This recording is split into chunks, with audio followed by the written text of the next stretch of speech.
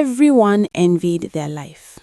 From the outside, it looks like a perfect modern marriage city. Success, style, influence. Amara was known as the brilliant mind behind a fast-growing fashion brand, a woman who had built something powerful from nothing. Yet, behind closed doors, there was a truth no one saw. She owned the business, but she didn't control the money. Amara had worked relentlessly to build her brand. Late nights, early mornings, endless sacrifices.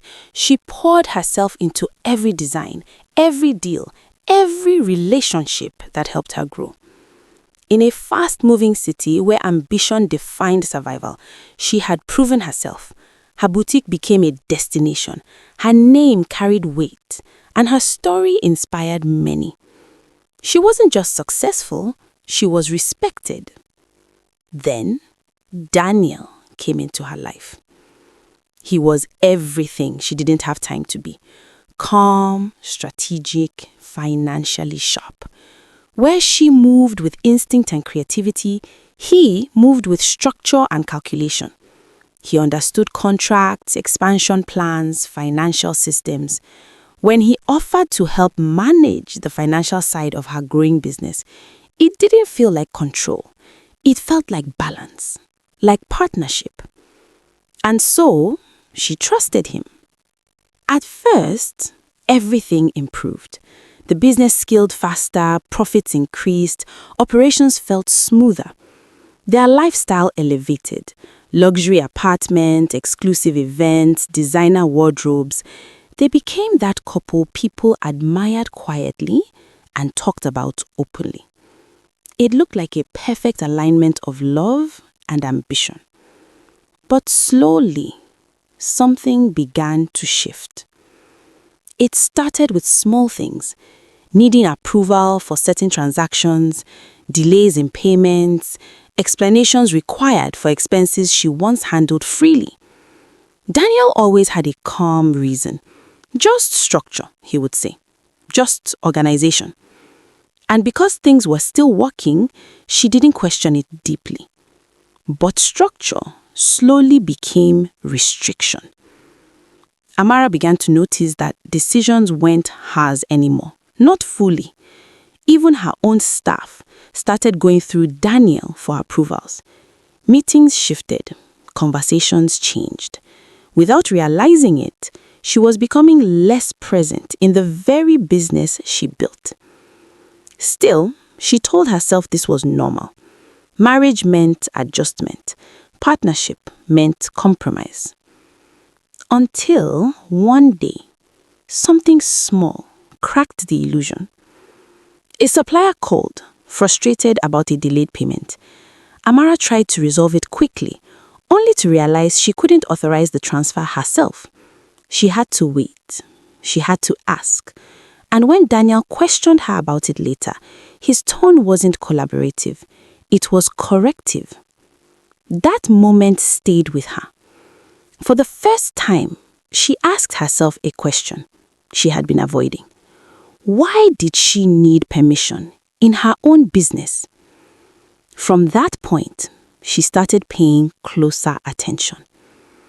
She noticed patterns. Transactions she didn't approve, financial decisions she wasn't part of, subtle dismissals whenever she asked questions. Daniel always had an answer, always calm, always convincing. But something no longer felt right. Then one night, everything changed. While reviewing a rarely used account, she saw it clearly. Large withdrawals, unfamiliar transfers, movements that didn't align with business operations. Her heart raced as she scrolled. This wasn't just structure. This was something else. Something hidden. She didn't confront him immediately. Instead, she watched. She listened. She became quiet, not out of fear, but out of awareness. And soon, the truth revealed itself. One evening, she overheard Daniel on a call, discussing investments and opportunities she had never heard of. He spoke confidently, comfortably, using resources that came from her business. That's when it hit her. This wasn't just control. It was exploitation disguised as partnership. The realization hurt more than anger ever could. It wasn't just about money, it was about trust. About how easily control had been introduced into her life, not forcefully, but gradually, gently, until it felt normal. But in that moment, something shifted inside her. She stopped doubting herself.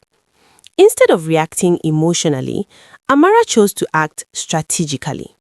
She began making quiet moves, consulting legal experts, reviewing ownership structures, understanding every detail she had once handed over.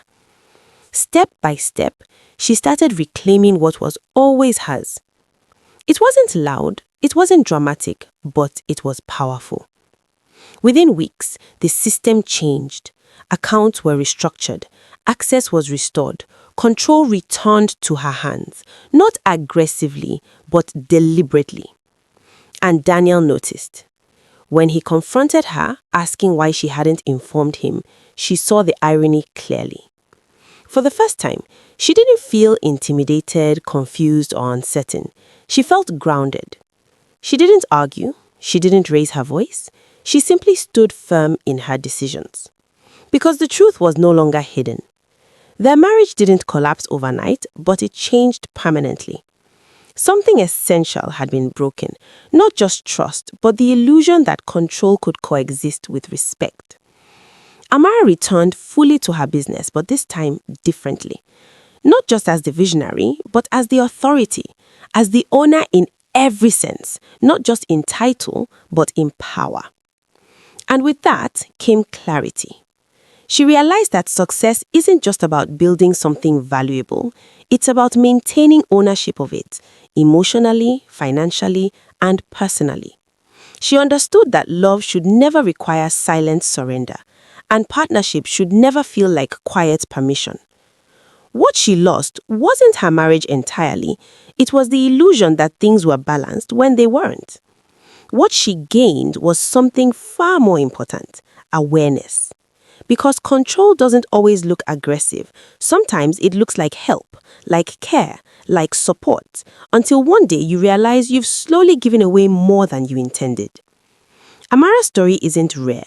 It happens in modern city lives every day, hidden behind polished images and admired lifestyles. The difference is, not everyone notices it in time. But she did. And once you truly see it, you can't unsee it.